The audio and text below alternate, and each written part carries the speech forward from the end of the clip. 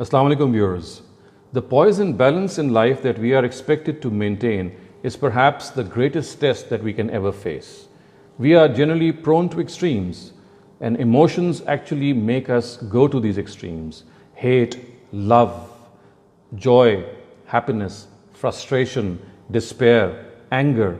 All these emotions make us lose this poise and balance in life and also make us unbalanced individuals. Now, I'd like to suggest a couple of ways which might help us maintain this poise and balance in life. Now, the first most important way in this regard is that let us as a policy always hope for the best and prepare for the worst. If we are individuals who hope for the best and prepare for the worst, we might end up as individuals who have this poise and balance and control in life. And now, the reason that I say this is that often we lose our poise and balance because we see that things are not happening the way they ought to happen or the way we actually expect them to happen, and this makes us lose our balance and poise. Now, we need to realize that there is a grand scheme of things of the Almighty which is in process, and if things are not happening according to our way, they are actually happening according to that grand scheme of things that we must trust, and we must think that if something is not happening the way we want it to happen, there is some good hinted in it. We might not realize that, but that good is concealed from our eyes at the moment, and later on it will manifest itself. And many a time, if we look introspectively back at the events that have happened in our life, we do say and feel that if something had happened and we wanted it not to happen, it actually went on to be in our own well-being.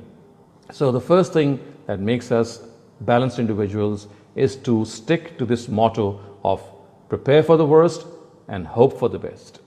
The second important tip in this regard is that let us delay our reaction.